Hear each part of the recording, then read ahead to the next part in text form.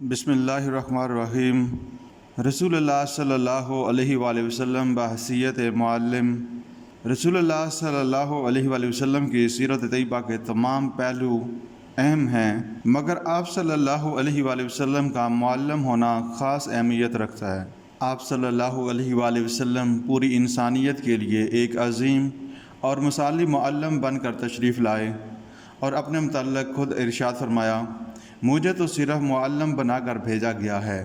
آپ صلی اللہ علیہ وآلہ وسلم کی بعثت سے قبل عرب معاشرہ میں پڑھنے لکھنے کا رواج نہ تھا، بلکہ یہ معیوب سمجھا جاتا تھا کہ آپ صلی اللہ علیہ وآلہ وسلم خود بھی لکھنا پڑھنا نہیں جانتے تھے، لیکن آپ صلی اللہ علیہ وآلہ وسلم نے اپنے قول و فعل سے علم اور اہل علم کو بہت اہمیت اور فوقیت دی، حصول علم کو فرض قرار دیا اور اس کے لیے محنت و کوشش کرنے کی بہت بڑی فضیلت بیان کی، جس کی وجہ سے صحابہ اکرام رضی اللہ تعالی عنہ نے اپنی تمام تر توجہ علم حاصل کرنے اور اس کے پھیلانے کی طرف لگا دی۔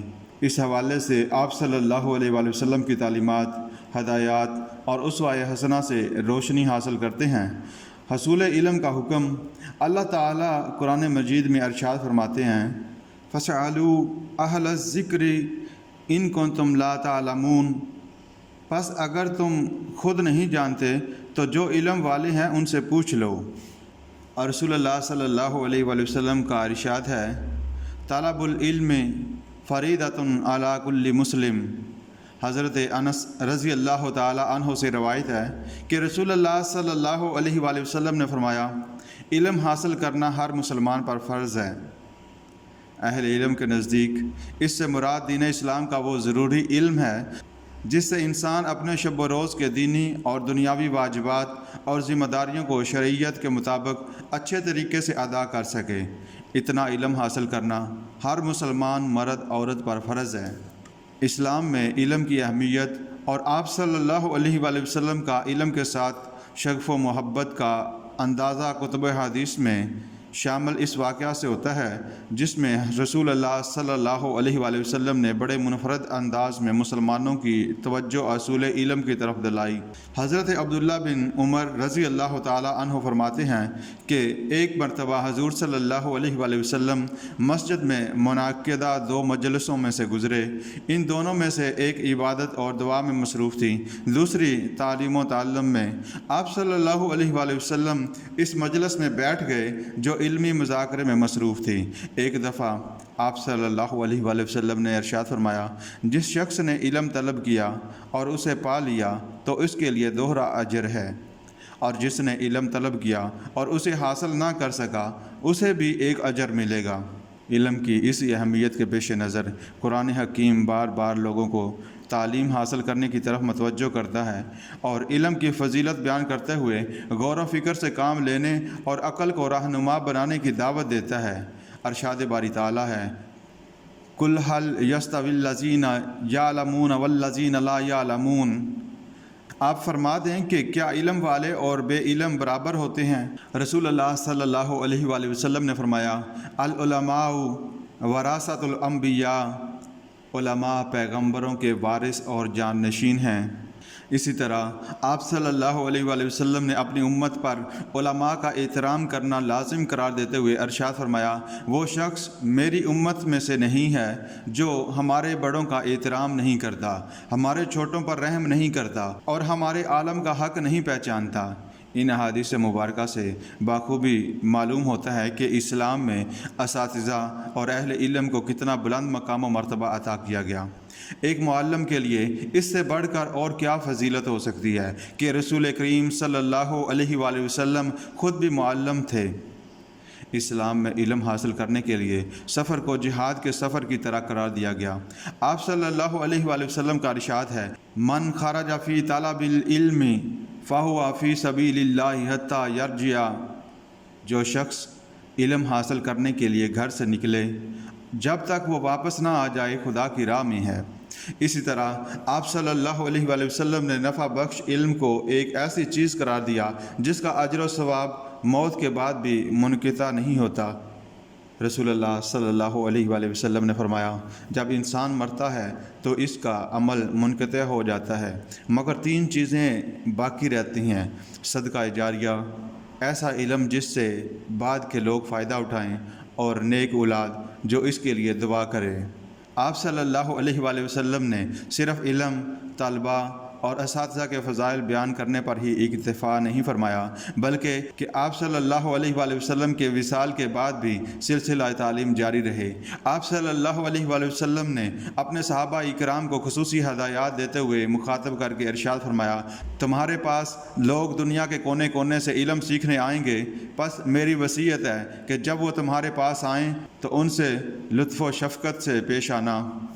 رسول اللہ صلی اللہ علیہ وآلہ وسلم کی تعلیم و تربیت نے صرف 23 برس کی مختصر مدت میں نہ صرف پورے جزیرہ عرب کی کایا پلٹ دی، بلکہ پوری دنیا کے لیے رشد و ہدایات کی وہ ابدی شمعیں بھی روشن کر دیں جو رہتی دنیا تک انسانیت کو عدل و انصاف، امن و سکون اور خیر و فلاح کی راہ دکھاتی رہیں گی۔ قرآن حکیم نے مختلف مقامات پر واضح کیا کہ اللہ تعالیٰ نے خود رسول اللہ صلی اللہ علیہ وآلہ وسلم کو تعلیم و تربیت کے اس اعلیٰ ترین منصب پر فائز فرمایا ہے، اور آپ صلی اللہ علیہ وآلہ وسلم کی بعثت کا بڑا مقصد لوگوں کی تعلیم و تزکیہ بتایا ہے۔ سیرت طیبہ اور ان آیات کریمہ کی روشنی میں آپ صلی اللہ علیہ وسلم کے فرائض اور مقاصد کا جائزہ لیتے ہیں۔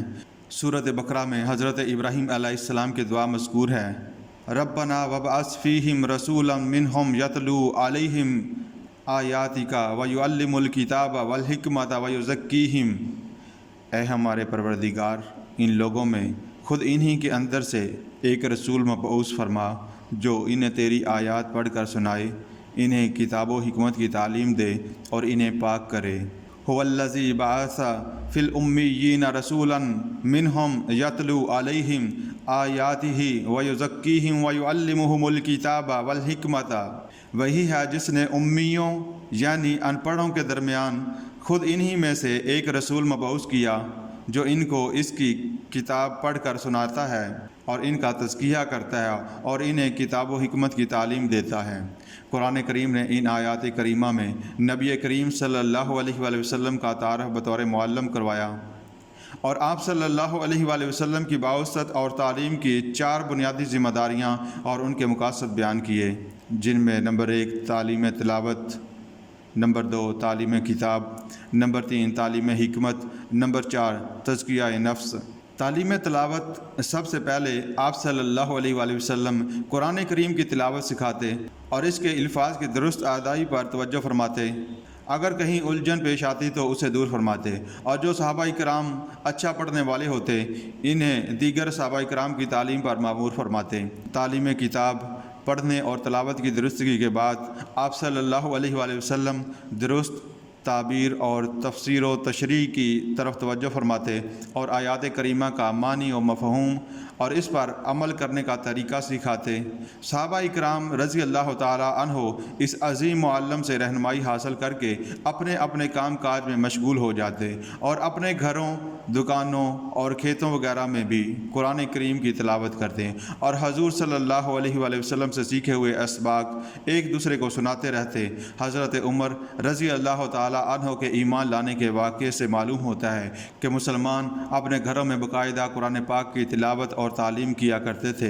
نمبر 3 تعلیم حکمت۔ رسول اکرم صلی اللہ علیہ وآلہ وسلم تعلیم کتاب کے سوا اپنی احادیث مبارکہ اور سنت کی بھی مستقل تعلیم فرماتے اور دین و دنیا کی ہر مفید اور اچھی بات صحابہ اکرام کو سکھانے کا اہتمام فرماتے۔ نمبر 4 تزکیہ نفس۔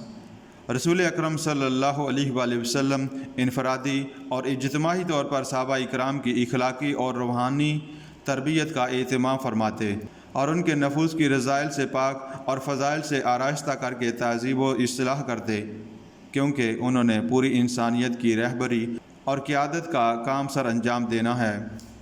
محمد صلی اللہ علیہ وآلہ وسلم کی دعوت دراصل تعلیم ہی تھی جو قرآن حکیم کی صورت میں اللہ تعالیٰ کی طرف سے آپ صلی اللہ علیہ وآلہ وسلم پر اترتی تھی، جسے آپ صلی اللہ علیہ وآلہ وسلم نے اپنے عمل کے ذریعے قرآن مجید پر عمل کر کے دکھایا۔ آپ صلی اللہ علیہ وآلہ وسلم قرآن مجید کی مجسم شکل بن کر تشریف لائے۔ آپ صلی اللہ علیہ وآلہ وسلم شاگردوں صحابہ اکرام تک پہنچا دیتے تھے، جس طرح قرآن پاک کا نزول آپ صلی اللہ علیہ وآلہ وسلم کی زندگی کے 23 برسوں پر پھیلا ہوا ہے، اسی طرح آپ صلی اللہ علیہ وآلہ وسلم کے تعلیم و تعلم کا سلسلہ بھی 23 سالوں پر مشتمل ہے۔ سامعین، رسول اللہ صلی اللہ علیہ وآلہ وسلم کا طریقہ تعلیم کیا تھا؟ رسول اللہ صلی اللہ علیہ وآلہ وسلم نے صحابہ اکرام کی تعلیم و تربیت اور مقاصد بعثت کی تکمیل یعنی کتاب و حکمت کی تعلیم اور تزکیہ وغیرہ کے لیے جن مختلف طریقوں اور اسالیب کو اختیار کیا، ان میں سے تعلیم میں طلبہ کی دلچسپی برقرار رکھنے کے لیے آپ صلی اللہ علیہ وآلہ وسلم کبھی بعض میں کئی دنوں کا وقفہ بھی فرماتے۔ نمبر 2، مخاطب کے ذہنی و عقلی معیار اور اس کی نفسیات کے مطابق بات کرنی چاہیے تاکہ وہ بات کو سمجھ سکے۔ نمبر 3، آپ صلی اللہ علیہ وآلہ وسلم کی تعلیم صرف زبانی نہیں تھی، بلکہ آپ صلی اللہ علیہ وآلہ وسلم اپنے عمل سے اس کا نمونہ بھی پیش فرمایا۔